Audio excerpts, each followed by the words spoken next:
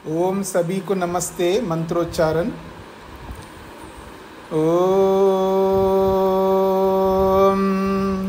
सहनाववतु सहनौ भुनक्तु सह वीर्यं करवावहै तेजस्विनावधीतमस्तु मा विद्विषावहै।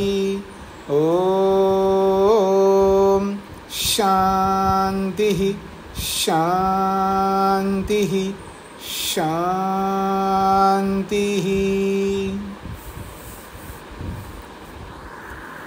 वैशेषिक दर्शन की कक्षा संख्या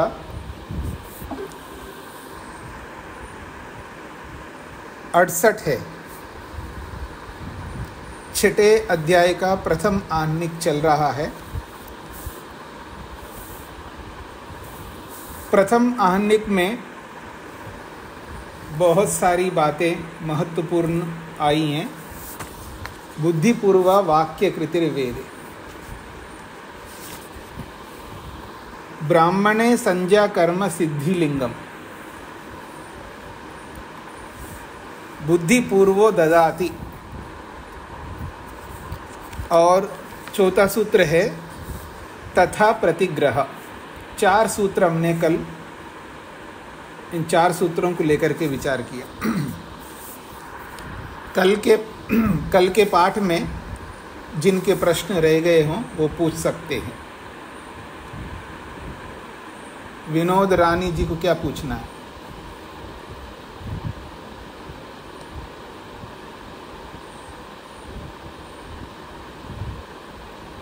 हाँ जी, किसी का कोई प्रश्न है कल के पाठ में? तो मैं आगे बढ़ रहा हूँ। देना बुद्धिपूर्वक है और लेना भी बुद्धिपूर्वक है। हाँ जी, रामचरण जी को क्या कहना है? स्वामी जी, मैं वो प्रतिग्रह वाला ढंग से सुन नहीं पाया था। मेरा वो ट्रेन में था तो कनेक्शन डिस्कनेक्ट हो गया था। थोड़ा सा सार बता दें आप इसका। नहीं, आप ऑनलाइन से सुन लीजिएगा ना, गूगल उसमें यूट्यूब में सुन। एक लाइन में सार बता दें सर। मैंने तो बता दिया अभी। बुद्धिपूर्वक देना है और बुद्धिपूर्वक लेना है। ठीक है सर जी। मतलब देने वालों के लिए जब हम परीक्षण करते हैं, देने वालों के लिए कि किसको देना चाहिए किसको नहीं देना चाहिए, हम देने वालों के लिए परीक्षा करके देते हैं। तो लेने वाला भी लेने वालों से परीक्षा करके ले, किससे लेना चाहिए किससे नहीं लेना चाहिए। जब देने वाला परीक्षण करता है कि ये योग्य व्यक्ति है या नहीं है जिसको मैं दे रहा हूँ। जो भी देने वाला है, चाहे वो कुछ भी देता है, चाहे ज्ञान देता है, चाहे बल देता है, चाहे वो धन देता है, जमीन देता है, कुछ भी देता हो, जहाँ देना है तो हम लोग विचारते हैं कि योग्य व्यक्ति को ढूंढ करके देते हैं। ऐसे ही लेने वाला भी बुद्धिपूर्वक ले, किनसे लेना चाहिए किनसे नहीं लेना चाहिए, इसका विस्तार थोड़ा आगे बताएंगे। तो वो भी हर किसी से ना ले, बस मिल रहा है मान करके लेता रहे, ये उचित नहीं है। जैसे देने वाला यदि अयोग्य को देता है तो उसको पुण्य नहीं मिलेगा बल्कि ऊपर से पाप मिलता है, अर्थात अधर्म बन जाता है। एक ओर से तो त्याग भी हो गया और अधर्म भी बन जाता है। इसलिए परीक्षा करके देना होता है। जितना भी हमारी बुद्धि के अनुसार जितनी हमारी योग्यता होती है उसके हिसाब से ही हमको बुद्धिपूर्वक ही देना है। बुद्धिपूर्वक मतलब प्रमाण पूर्वक देना है। हर किसी को नहीं देना चाहिए। और वो उसका विस्तार आगे करेंगे।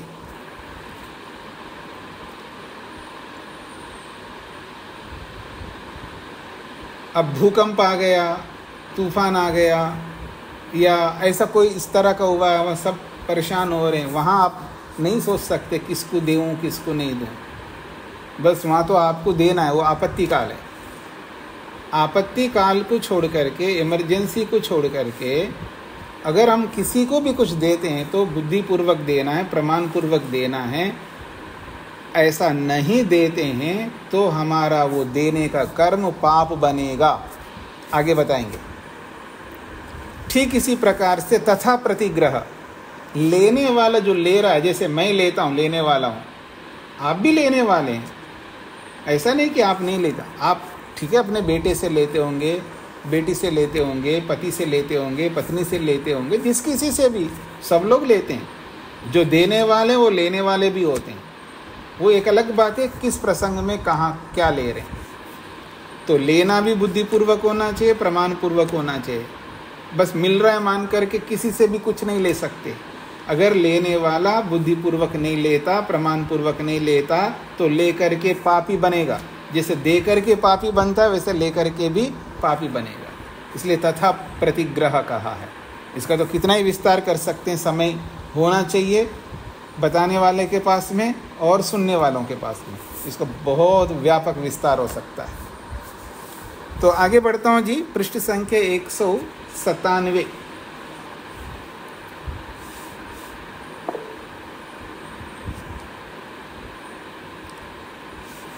जैसे मैं आगे बढ़ने लगता हूँ फिर आप हाथ खड़ा करते हैं, पहले नहीं खड़ा करते हैं। प्रहलाद जी को क्या कहना है?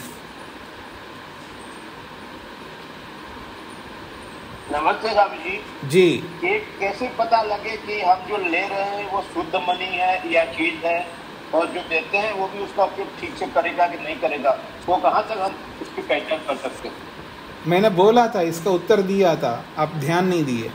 हम अपनी बुद्धिपूर्वक, अपनी योग्यता के अनुसार, अपने साधनों के अनुसार जितना हम उस विषय को जानते हैं उतना ही परीक्षा करेंगे, उतना ही करना है आपको।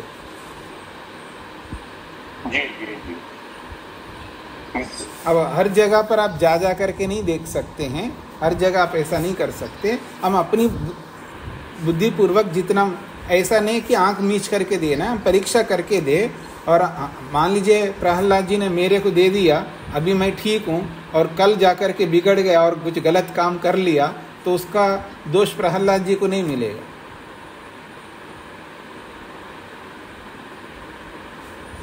जी, आगे बढ़ूंगा मैं। तो 197वें पृष्ठ संख्या पर 5वां सूत्र प्रारंभ हो रहा है। ये भी बहुत ही महत्वपूर्ण सूत्र है। दानादि कर्मणा फलम तत्कर्ता भुंक्ते इति दर्शयति। दानादि जो भी कर्म हम करते हैं, दान हो, एक दान तो एक उदाहरण है, आदि से जितने भी कर्म हम करते हैं,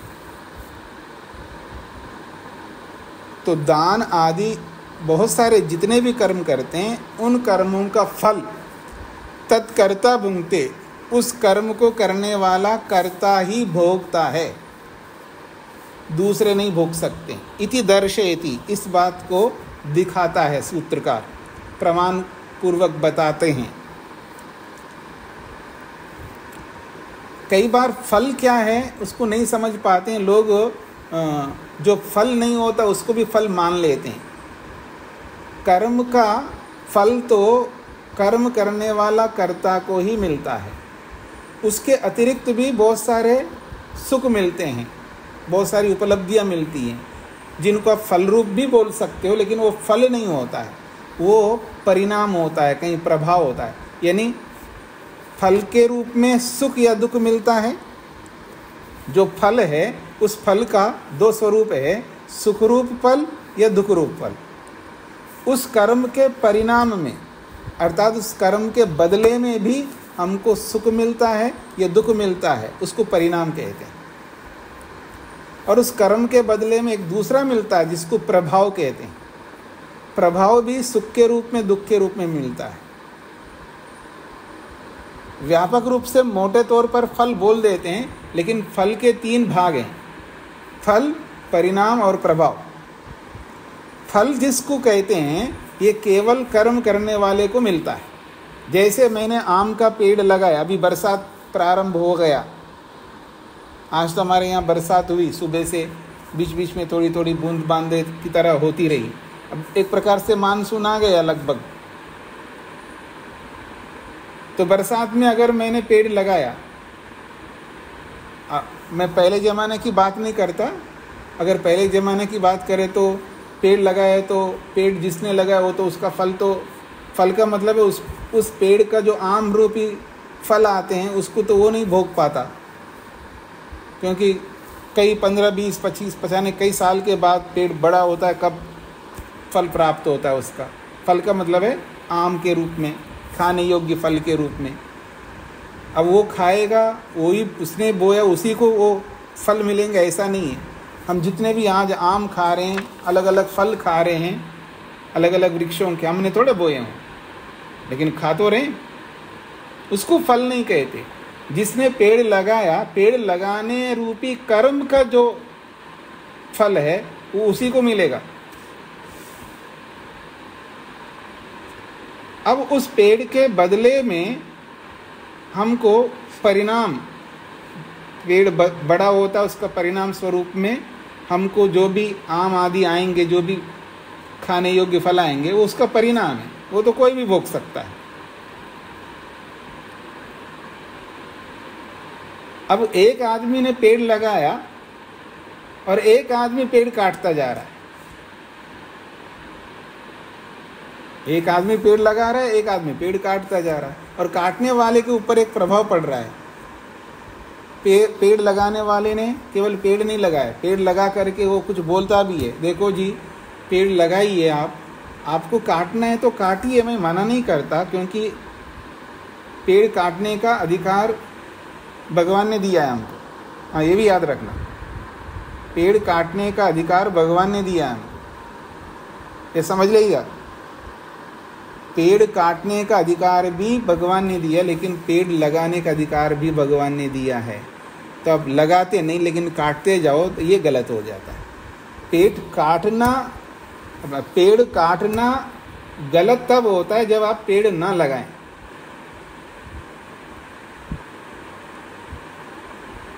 तो पेड़ लगाने वाले ने बोला है, देखो आप बहुत पेड़ काटते रहते हो, ज़रूरत है तो काटिए, ज़रूरत नहीं तो मत काटिए, लेकिन पेड़ भी लगाइए।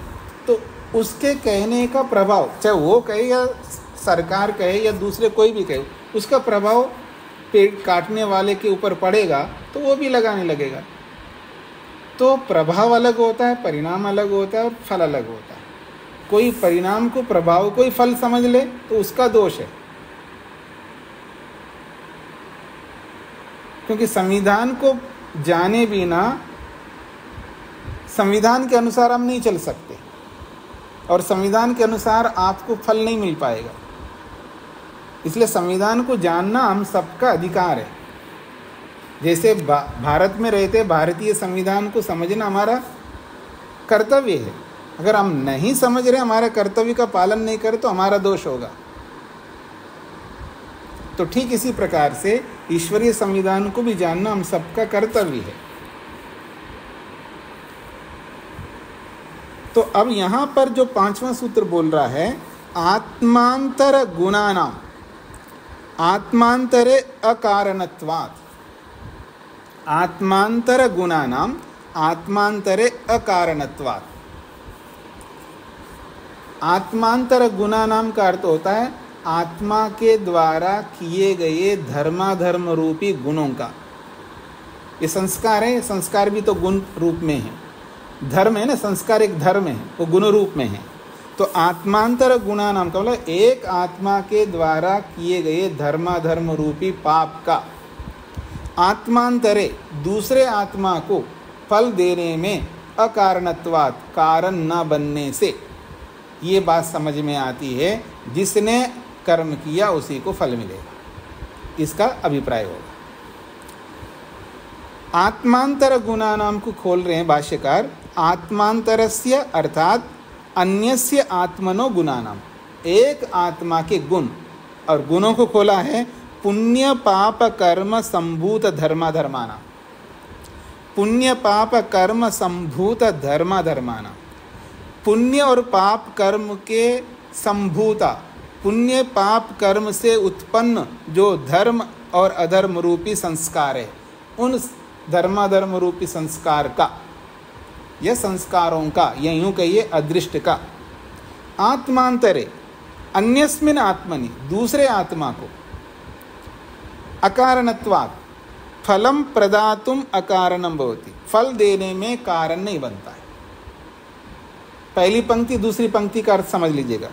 एक आत्मा के द्वारा किए गए पाप पुण्य रूपी कर्मों से उत्पन्न धर्माधर्म रूपी अदृष्ट का फल अन्यस्मिन आत्मनि किसी और आत्मा को फल के रूप में देने में अकारणम भवति, कारण नहीं होता है। तस्मात् इसलिए तेषाम अन्यस्मिन अकारणत्वात्, तेषाम उन कर्मों का, उन धर्माधर्म फल देने वाले अदृष्ट का अन्यस्मिन अकारणत्वात् किसी और को फल देने में कारण न बनने से निष्कर्ष ये निकल के आता है अन्येन कृतस्य कर्मणा फलम न अन्यो भुंक्ते, एक के द्वारा किए हुए कर्म का फल दूसरा नहीं भोग सकता, ये सिद्धांत निकल के आता है। किंतु फिर क्या होता है, स्वकृतस्य ही फलम भुंक्ते, अपने किए हुए कर्म का फल स्वयं भोगेगा, दूसरा नहीं भोग सकता, ये सिद्धांत निकल के आता है। यथाचा, केवल मैं बोल रहा हूँ अर्थात मैं कणाद ऋषि बोल रहा हूँ ऐसा नहीं, यथाचा जैसे कि और शास्त्र भी बोलता है। तंत्रांतरे, या नकार छूट गया, ता और त्रा के बीच में नकार छूट गया, तंत्रांतरे कथितम, दूसरे शास्त्र में भी ऐसा ही कहा है। तंत्रांतर कहते हैं, तंत्र कहते हैं शास्त्र को, और अंतर का मतलब भिन्न, किसी दूसरे शास्त्र में भी कथितम बताया गया है। क्या? शास्त्र देशितम, बिंदी छूट गई है तकार के ऊपर, शास्त्र देशितम फलम अनुष्ठातरि, शास्त्र देशितम तकार के ऊपर बिंदी लगाइए, शास्त्र देशितम फलम अनुष्ठातरि, ये मीमांसा का वचन है, मीमांसा दर्शन का वचन है और बहुत महत्वपूर्ण वचन है। शास्त्र देशितम, शास्त्र संविधान, चाहे वो वेद है या कोई भी शास्त्र ने, देशितम जो विधान किया है, क्या विधान किया है शास्त्र ने? शास्त्र ने ऐसा करो, ऐसा मत करो, ऐसे जो विधि निषेध रूपी संविधान को आदेश किया है, और ऐसे आदेश रूपी कर्म के फल को अनुष्ठातरि, फल को अनुष्ठातरि, अनुष्ठान करने वाला अर्थात कर्म करने वाले को ही मिलता है। अनुष्ठातरि का मतलब है सप्तमी विभक्ति में, ये अनुष्ठाता मतलब कर्म करने वाला, कर्म करने वाले आत्मा को ही वो फल प्राप्त होता है। किसका फल?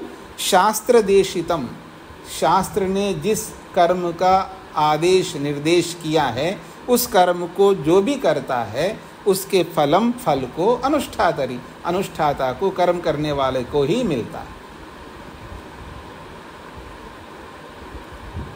हाँ जी, सभी को स्पष्ट हो गया सूत्र? सार क्या निकला है? एक के द्वारा किए हुए कर्म का फल दूसरा नहीं भोग सकता, ये आप सबको समझना है। जिनको नहीं समझ में आए वो पूछ सकता है। और न समझने के पीछे मैंने कारण भी बताया था सबसे पहले। जब कभी भी कोई भी सुख और दुख आपको मिल रहा हो, कहीं भी सुख या दुख के रूप में कुछ मिल रहा है, तो वहाँ परेशान नहीं होना है। गड़बड़ उसने किया, मेरे को क्यों दुख मिल रहा है, ऐसा परेशान नहीं होना। किया उसने, मेरे को क्यों मिल रहा है दुख, मेरे को क्यों मिल रहा है सुख, किया तो उसने है, वहाँ परेशान नहीं होना। जो कर्म करता है उस कर्म का फल तो उसी को मिलेगा, करने वाले, लेकिन उस कर्म के बदले में बहुत कुछ मिलता है, और उस बहुत कुछ में दो बातें हैं, परिणाम के रूप में और फल के रूप में। अब मैंने कर्म किया है, चोरी किया है, और चोरी करके लाया और ला करके अपनी पत्नी को, अपने बच्चों को, या जो भी घर पे रहने वाले उनको सबको खिलाया। तो खिलाना एक अलग कर्म है, याद रखना। चोरी करना अलग कर्म है। हम लोग निर्णय नहीं कर पाते हैं, अंतर नहीं कर पाते, क्योंकि कर्मफल सिद्धांत को जानता नहीं व्यक्ति, तो इसलिए वो परेशान होता रहता है। चोरी करना एक अलग कर्म है। अब उस अलग कर्म को करके लाया है और फिर उस पैसे को खर्च करके पत्नी को, बच्चों को खिला रहा, वो अलग कर्म है। ये अलग बात है, परिवार के लोग जानते भी उस चोरी का खा रहे हैं तो उनको अलग दोष मिलेगा, वो अलग दोष होगा, पर दोनों अलग अलग कर्म है। मान लीजिए मैंने चोरी किया और आप सबको पार्टी दे दिया। हाँ जी, मैंने सुना है दिल्ली में एक कोई ट्यूटर है, वो पढ़ाता है बच्चों को, सोशल साइंस पढ़ाता है शायद, ठीक है जी, दिल्ली वाले समझते हैं, बहुत फेमस है।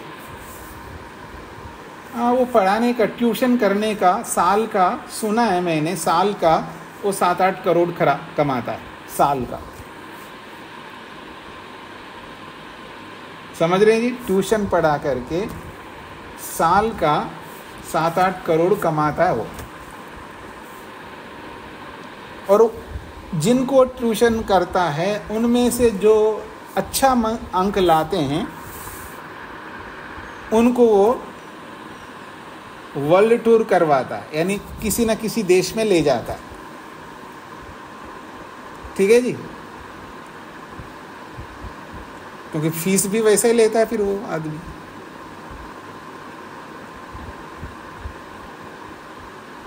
अब मैं, मान लीजिए मैं आपको कहीं लेके तो नहीं जा सकता, आप लोगों को पार्टी दे दूं, और जो इतना सालों से आप लोग पढ़ रहे हैं, मैं एक दिन पार्टी देता हूं और चोरी करके लाया,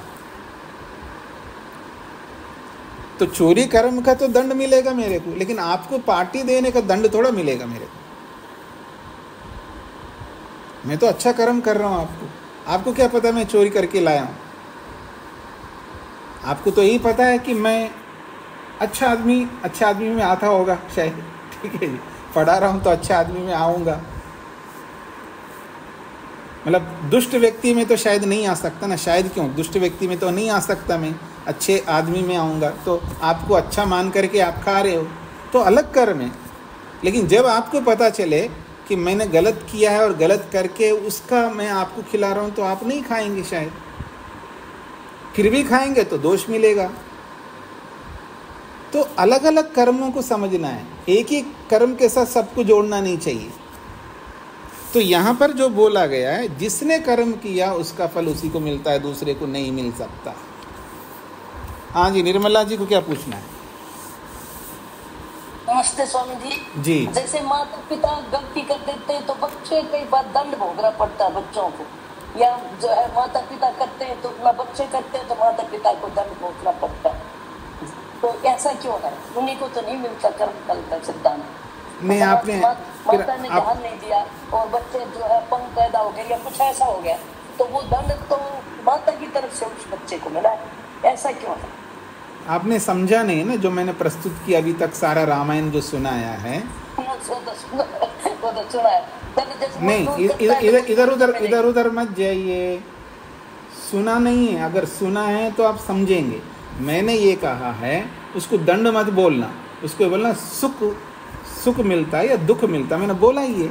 तो जो दुख मिल रहा है तो मिलेगा ना दुख, परिणाम उस चपेटे में जहाँ क्रिया हो रही है, तो वहाँ जहाँ एक्शन होता है वहाँ रिएक्शन होता है।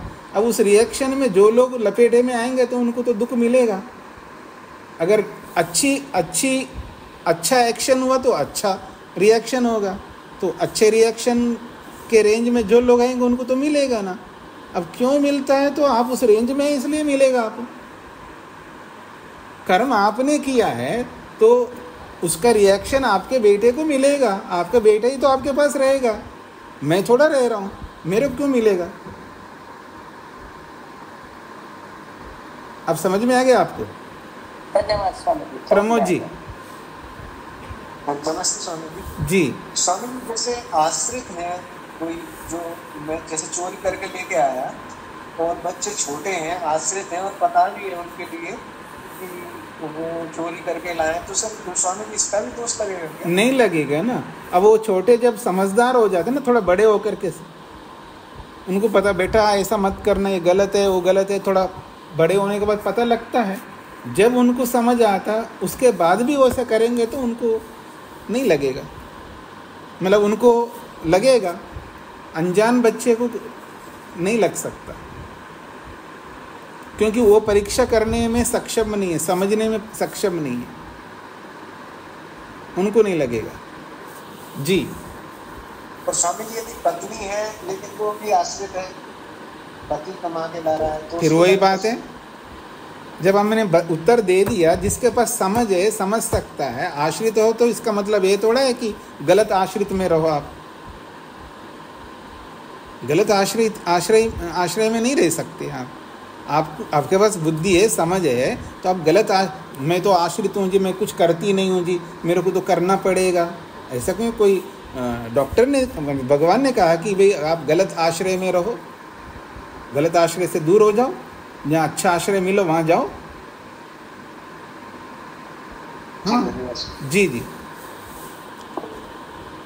हाँ जी, वेद प्रिया जी। स्वामी जी आपने बताया अभी कोई भी कर्म करते हैं तो उसका एक तो फल होता है धर्माधर्म रूपी अदृष्ट, और दूसरा उस कर्म का प्रभाव होता है, वो किसी पर भी पड़ सकता है, और जो फल होता है वो करने वाले का ही होता है, और प्रभाव किसी का भी हो सकता है, और जो परिणाम है वो मुझे समझ में नहीं। परिणाम देखिए, प्रभाव अलग होता है, परिणाम अलग होता है, वो तो बहुत बार चर्चा हो चुकी है। अगर मैंने कोई कर्म किया तो उस कर्म का परिणाम का मतलब है उस कर्म के बदले में मेरे को पैसा मिल गया, उस कर्म के बदले में मेरे को कुछ और चीज़ मिल गई, तो वो परिणाम कहलाएगा। और उस कर्म का प्रभाव का मतलब उसको देख करके दूसरे लोगों को प्रेरणा भी मिलती है ना, अच्छा या बुरा प्रेरणा, वो प्रभाव के रूप में है। अगर मैंने खीर खाया तो परिणाम में मेरे शरीर को पुष्टि मिलेगी, ठीक है ना। अगर ज़्यादा खाया तो परिणाम में दुख मिलेगा, दस्त लग जाएंगे। ठीक है स्वामी जी, आगे जी जी जी। छठा सूत्र देखिएगा, तद दुष्ट भोजने न विद्यते। तद दुष्ट भोजने न विद्यते, यहाँ से समझने योग्य बातें आ रही जी, बहुत महत्वपूर्ण बातें, सूक्ष्मता से समझना होगा आप सबको। तद दुष्ट भोजने न विद्यते, भाष्य को देखिए। तद शब्देन पुण्यम फलम परामृशति। सूत्र में जो तद शब्द आया है, ये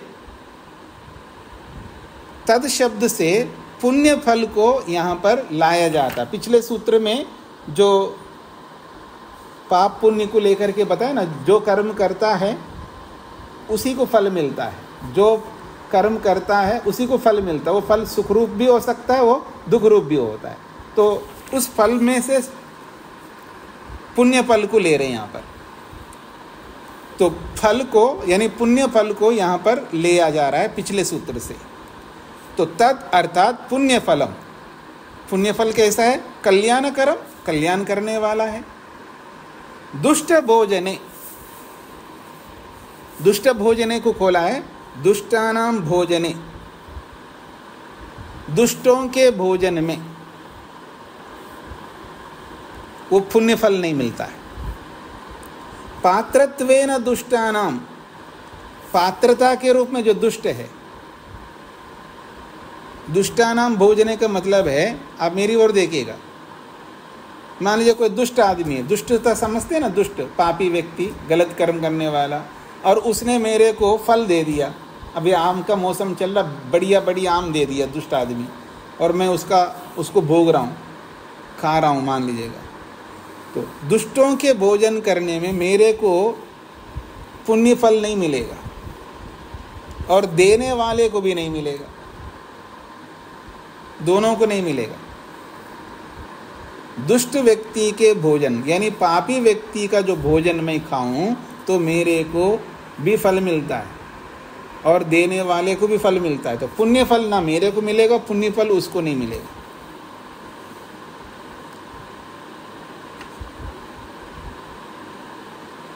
तो आपने गलत कर्म करके मंदिर में डालो या आश्रम में खिलाओ या अनाथ व्यक्तियों, अनाथ बच्चों को खिलाओ, मूक बधिर लोगों को खिलाओ, गलत कर्म करके, कि कोई सोचे कि मैं पुण्य कर रहा हूँ, पुण्य नहीं है। दुष्ट व्यक्ति दुष्टता करके अगर कुछ भी देता है वो, उसको पुण्य नहीं मिलेगा और उसको लेने वाले को भी पुण्य नहीं मिलेगा। लेना भी पुण्य मिलता है जी, याद रखना। देने वाले को तो पुण्य मिलता ही है, लेकिन लेने वाले को भी पुण्य मिलता है। अगर लेने वाले को पुण्य नहीं मिलता तो फिर पाप भी नहीं मिलना चाहिए। अगर गलत आदमी मेरे को दे रहा है, समझने का प्रयत्न करना, पापी व्यक्ति अगर मेरे को दे रहा है, ठीक है जी, और मैं उसका ले लूं तो मेरे को पाप लगेगा नहीं लगेगा? अगर गलत आदमी मेरे को देता है तो पाप लगता है, तो फिर पाप क्यों लग रहा है मेरे को? वो तो पैसा दे रहा है मेरे को, मैंने ले लिया, तो पाप क्यों लगेगा? क्योंकि गलत से लिया इसलिए पाप लग रहा है। तो पाप लगेगा तो पुण्य भी लगेगा। अच्छा आदमी देगा मेरे को, कोई पैसा दे रहा है अच्छा आदमी, तो मेरे को पुण्य भी मिलना चाहिए। अगर पुण्य मेरे को क्यों मिलेगा? देने वाले को मिलेगा। अगर ऐसा है तो गलत देने वाले से मैंने ले रहा हूँ तो मेरे को पाप क्यों लगेगा? फिर नहीं लगना चाहिए। लेकिन यहाँ पाप भी लगता है, पुण्य भी लगता है। लेना भी पाप और पुण्य का कारक है और देना भी पाप और पुण्य का कारक है। ये सबको समझना है आपको। ये आज का जो पाठ है बहुत शिक्षाप्रद है, याद रखिएगा। इसलिए सोच समझ करके दीजिएगा और सोच समझ करके लीजिएगा।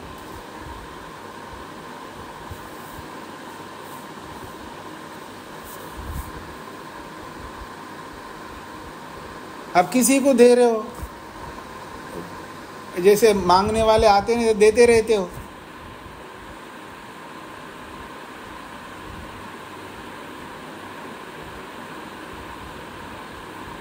तो यहाँ पर बोला जा रहा है दुष्टानाम भोजन है। दुष्ट व्यक्तियों का भोजन अगर हम ले रहे हैं, भोजन है, भोजन तो एक उदाहरण, यहाँ पर कुछ भी ले रहे हैं, पात्रत्वेन दुष्टानाम, पात्रता की दृष्टि से वो दुष्ट है। ऐसे दुष्ट व्यक्तियों के भोक्तृनाम भोजन है, भोग करने वालों के यानी दुष्ट भोक्ता लोगों के भोजन करने में, प्रधान कर्मणि देने के कर्म में, तथा दुष्टानाम भोजन स्वामीनाम, और जो दुष्ट जो भोजन देने वाले स्वामी लोग हैं, धात्री नाम भोजन विधान है, दाताओं का भोजन लेने में भी, भोजन स्वीकारे भोजन स्वीकार करने में, तथा दुष्ट भोजन पदार्थ प्रदान है, और गलत पदार्थ देने में भी, न विद्यते पुण्यम फलम नास्ति, पुण्य फल नहीं मिलेगा। गलत वस्तु भी नहीं दे सकते आप, याद रखना।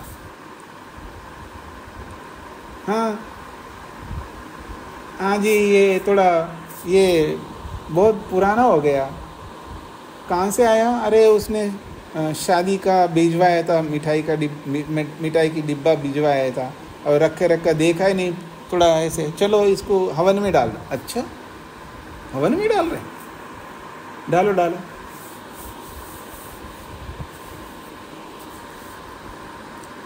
हाँ, ये मैं नहीं खा सकता क्योंकि बहुत पुराना हो गया, मेरे खाने लायक नहीं है, मैं नहीं खा सकता, मेरे को तो ताज़ा खाना है या बढ़िया खाना है, थोड़ा सा बहुत पुराना हो गया, खा नहीं सकता, मेरे खाने योग्य नहीं है। अच्छा, उसको दे दो ना, किसी को दे दो। जब आपके लिए खाने योग्य नहीं तो दूसरे के लिए भी नहीं है वो।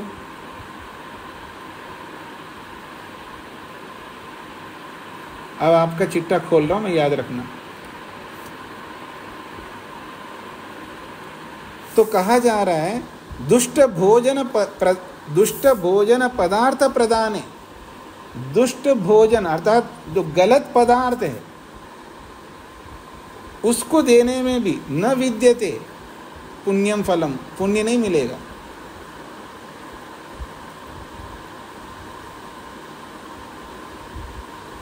अब यहाँ व्यापक रूप से इनको समझना होगा। मान लीजिए जो कपड़ा मैं पहन रहा हूँ, अब आप लोग आउटडेटेड होने के बाद दूसरों को देते हैं, उसमें कोई पाप नहीं लगेगा, क्योंकि आपका लेबल अलग हो गए ना।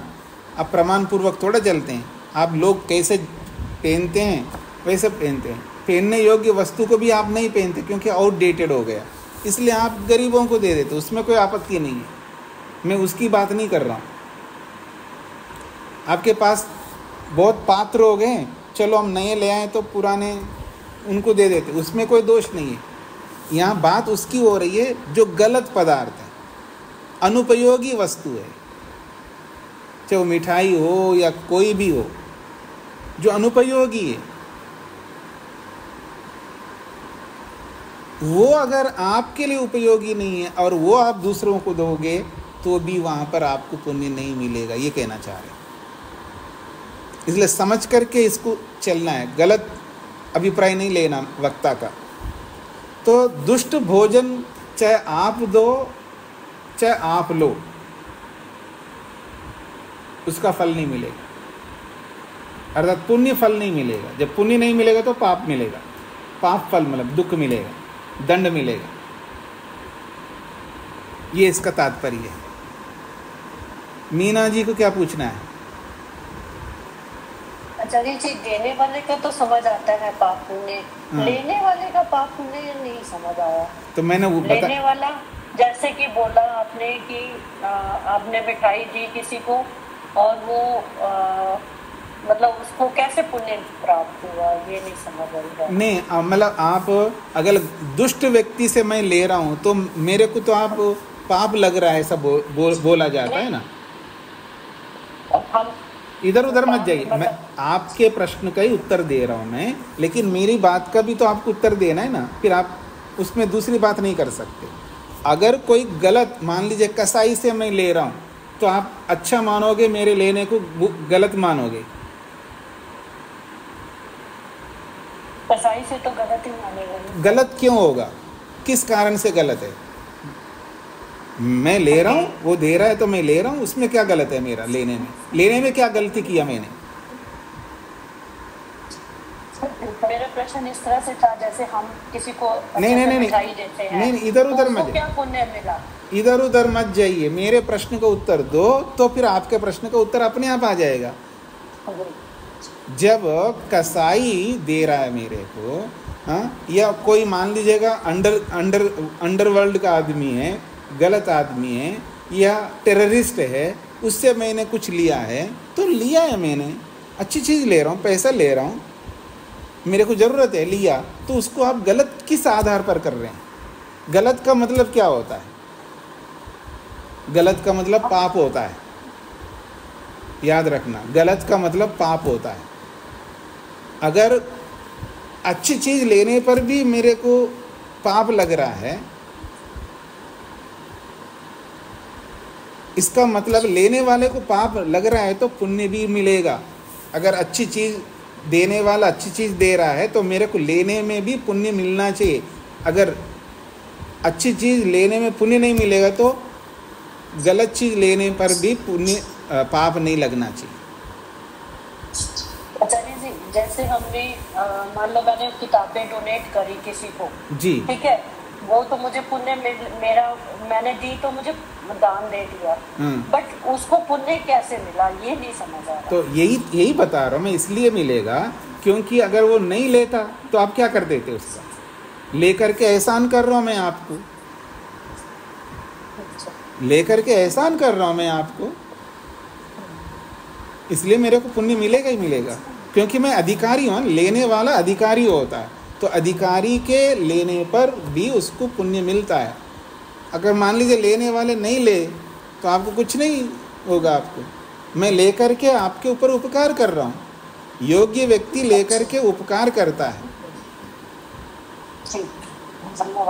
जी जी, अब तो समझ में आ गया होगा। चंद्र जी को क्या पूछना है? जी। जैसे एक बहुत बड़ा सेठ है, उसको वो उसके आमदनी 5 मतलब 10 काम करता है, 5 काम पुण्य वाले करता है, 5 अपुण्य करता है, गलत तरीके से पैसा आता है, तो उसके पैसे की कैसे तुलना करेंगे? पैसे की तुलना नहीं करेंगे। 5 काम सही है तो 5 काम का 5 पुण्य मिल रहा है उसको, 5 काम गलत है तो 5 काम गलत का पाप लग रहा है। बस यही गणित होता है, और क्या गणित होता है जी। वो दान कर रहा है तो दोनों का मिक्स जा रहा है पैसा। पैसा अपने आप में अच्छा बुरा नहीं होता, पैसा पैसा है, नोट है जी। नोट के अंदर कोई आप में सोचे कि मान लीजिएगा मेरे को नहीं पता है चंद्र जी पापी है या पुण्यात्मा है, मेरे को पता नहीं, और दिया है ये भी नहीं पता है, बस मेरे रूम के आगे डाल के गए, आम डाल के गए, और पापी आदमी दुष्ट आदमी डाल के गए। मैंने सोचा कि कोई डाल के गया, अच्छा काम, मैंने खाया। अब उस आम के अंदर कोई ऐसी वस्तु है, ऐसा कुछ डाला है क्या उन्होंने अपने, जिससे कि वो आम खाने से मेरी हानि होगी, मेरा मन खराब हो जाएगा? मेरे को पता ही नहीं है। अच्छा, एक बात मान लीजिए पता है कि ये जो देने वाला है वो गलत है, देने वाला गलत है, और फिर मैंने उसको खाया, मेरे मन के ऊपर कोई गलत प्रभाव तब नहीं पड़ेगा जब मेरे मन पर अधिकार है। अगर मेरे मन पर अधिकार नहीं है तो मैं देने वाले के प्रति प्रभावित होकर के मैं कुछ ऐसा करूँगा जिससे मेरी हानि हो सकती है। इस रूप में हो सकता है, बाकी पैसे के अंदर कुछ नहीं लिपटा हुआ है जी। पैसे तो एकदम नया नोट दिया रहा है देने वाला, तो उसके लेने से, या कोई गेहूँ आदि खा लिया मैंने, अब मेरे को क्या पता है जो देने वाला गेहूँ डाल के गया मेरे को वो बहुत दुष्ट आदमी है, पर वो मेरे को पहुँचाया, यहाँ पर गाड़ी से पहुँचाया। मेरे को क्या पता गाड़ी चलाने वाला दुष्ट है सज्जन है, लाके खाया मैंने, तो मेरे कुछ क्या लगेगा। लेकिन प्रभावित तब होता हूँ जब मेरे को पता लग गया कि ये देने वाला जो है शराब बेचता है और मैं उसका पैसा ले रहा हूँ या उसका अन्न खा रहा हूँ, तो उस अन्न के अंदर कोई कमी नहीं है, उस अन्न के कारण से मेरे मन में कोई खराबी नहीं होगी। लेकिन मैं उस शराबी से जिसका खा रहा हूँ उससे प्रभावित होऊंगा, प्रभावित होकर के मैं कुछ गलत कर्म करूँगा। अब गलत कर्म ये करूँगा, उसको डांट नहीं सकता, उसको रोक नहीं सकता, यानी उसके कर्म में भागीदारी बनूंगा। तो ऐसे ही तो करते हैं बहुत सारे लोग, गलत लोगों का, पापी लोगों का कुछ लेने वाले, उनको कुछ बोल नहीं सकते क्योंकि उनका सहयोग लेता है। तो ऐसा करने से दूसरे कर्म से मेरी हानि होगी, मन की भी हानि होगी और शरीर की भी हानि होगी, दूसरे कर्मों से, उस वस्तु से कोई हानि नहीं होगी। इस तरह समझना चाहिए आप सबको। छोटा सा हो तो जैसे ये कथाकार होते हैं, भागवत कथाकार, बड़े बड़े कथाकार आजकल हैं, तो इनके पास बहुत सारा पैसा आता है, जगह जगह से बहुत डोनेट आता है, और ये एक छोटी सी जगह बड़ी बड़ी गाड़ियों में और बड़ा बड़ा एंजॉय करते हैं, बड़ा बड़ा पैसा नष्ट करते हैं। इनका पुण्य पाप क्या माना जाए? उनको छोड़िए, पहले अपने गिरेबान में देखिएगा। हाँ, अपने गिरेबान में उनके बारे में मत पूछिएगा। जी जी, हाँ जी, हाँ जी। अंजलि जी को क्या पूछना है? नमस्ते स्वामी जी। जी स्वामी जी, ये मुझे पूछना था कि जो फल है वो तो सिर्फ कर्ता को मिलता है, कर्म करता है, तो परिणाम और प्रभाव कोई भी भोग सकता है। हाँ जी, हाँ जी। तो उस रेंज में जो भी आते हैं किसी को भी मिल सकता है। और ये जो बोला जाए जैसा खाए अन्न वैसा मने मन, जो है वो अन्न के अंदर कोई खराबी नहीं है। अन्न खाने से मन बदल जाएगा ऐसा नहीं है। अगर अच्छा अन्न कोई दे रहा है, वो अच्छा अन्न होना चाहिए, शुद्ध होना चाहिए, तो उस अन्न को खाने से मेरे मन पर कोई प्रभाव नहीं पड़ेगा, बशर्त वो देने वाले के जीवन के प्रति, उसके कर्मों के प्रति मेरा प्रभाव यदि अच्छा है तो। क्योंकि वहाँ दो कर्म होता है। अन्न अपने आप में आपके मन को खराब नहीं कर सकता, याद रखना, दूसरे कर्मों से आपका मन खराब होगा। उसके जीवन से खराब होगा उस, क्योंकि हम उस व्यक्ति के प्रति प्रभावित होकर के हम करें। मान लीजिएगा, अभी आगे आएगा प्रसाद, अगर मान लीजिए मैं एक उदाहरण दे रहा हूँ, मैं पापी व्यक्ति से भी लेकर के खाऊंगा और मेरा मन खराब नहीं होगा, क्योंकि मेरा मन अधिकार में है। पापी व्यक्ति से भी मैं लूँगा, कब लूँगा? विशेष परिस्थिति आने पर। आगे प्रसंग आएगा तो आपको समझ में आ जाएगा। इसको जनरलाइज्ड मत करिएगा, कभी भी ले लूँ मैं, ऐसा मेरा तात्पर्य नहीं है। आपत्ति काल में अगर मैं पापी से भी, पापी व्यक्ति से भी ले सकता हूँ और खा सकता हूँ और मेरे मन के ऊपर प्रभाव नहीं पड़ेगा, यदि मेरा मन मेरे अधिकार में है तो। इसलिए अन्न के अंदर कुछ गड़बड़ी नहीं होता है, वो देने वाले के प्रति उसका प्रभाव से मेरा मन गड़बड़ हो सकता, उस देने वाले के कारण से, उसके परिणाम से मेरे मन में परिवर्तन हो सकता है, प्रभाव से परिवर्तन हो सकता है, वैसे परिवर्तन नहीं होगा। इसको थोड़ा और विस्तार से आप सबको समझना है। तो रूप जी को क्या पूछना है? स्वामी जी, अगर किसी ने जैसे कोई पद को अधर्म से प्राप्त किया है और फिर वो दान करता है स्वामी जी, तो फिर उसको कैसे देखेंगे स्वामी जी? मैंने बता दिया है ना, दो अलग अलग कर्म है ना। अगर अधर्म से पद को प्राप्त किया है और फिर आगे पुण्य कर्म करता है, तो पुण्य कर्म का फल अलग मिलेगा, अधर्म से प्राप्त करने वाले कर्म का फल अलग मिलेगा। दोनों अलग अलग कर्म है। जैसे रूप जी 50 कर्म तो पाप कर रहे हैं, 50 कर्म पुण्य कर्म है, कैसे होगा? तो 50 पुण्य कर्मों को 50 अच्छा फल मिलेगा, 50 पाप कर्मों का फल गलत दुख मिलेगा। वो तो है ही है, हर व्यक्ति के साथ है। आज कोई हर व्यक्ति दूध का धुला हुआ नहीं है ना, कोई एक दोष करता होगा, कोई 10 दोष करता होगा, कोई 100 दोष करता होगा। जितने दोष करेंगे उतने दोषों को उतना फल गलत मिलेगा। मिक्स नहीं करना है हमको, सबको अलग अलग देखना है। प्रेम जी। स्वामी जी नमस्ते जी। वो स्वामी जी, जगत में हम बहुत लोगों को तो जानते हैं, अनजान आदमी कोई हमारे अनजान है, लेकिन हमें तो उसके बारे में पता नहीं ना, उसका कमाई सच की या झूठ की है, तो उसमें कैसे निर्णय पहुँचे? नहीं, वहाँ तो पहुँचे नहीं, इतने से आप अपना प्रश्न नहीं रह सकते। अनजान आदमी से आप कुछ ले रहे हैं? हाँ, उस समय की बात है। अगर कुछ ले रहे अनजान आदमी को देने आता है, धर्म के नाम पे ये मेरे से ले लो कुछ। हाँ, तो अनजान आदमी से आप नहीं ले सकते ना। वैसे भी नियम है, अनजान आदमी से आपको नहीं लेना चाहिए। ये कोई प्रश्न थोड़ा है? जब आप ट्रेन में, एरोप्लेन में जाते हो, अनजान आदमी से लेकर के नहीं खाना चाहिए, आपको पता नहीं है क्या? हाँ, ठीक। तो जब खाने की चीज़ नहीं ले सकते, और भी दूसरी चीज़ नहीं ले सकते अनजान आदमी से। ठीक है सर। जी जी, ये कोई प्रश्न थोड़ा है जी। तो आज मैं इतना ही रखता हूँ जी। वैसे समय है 10 मिनट मेरे पास पे, लेकिन मैं इतना ही रखता हूँ। इस पर आप लोग विचार करिएगा। ये जो सूत्र है, आप 5वां सूत्र तो आपको स्पष्ट हो गया, 6ठा सूत्र हमने पढ़ा है। 6ठा सूत्र के ऊपर गंभीरता से विचार करिएगा और फल को, परिणाम को और प्रभाव को ध्यान में रख कर के विचार करिएगा। फिर कोई बात समझ में नहीं है तो ज़रूर पूछना है।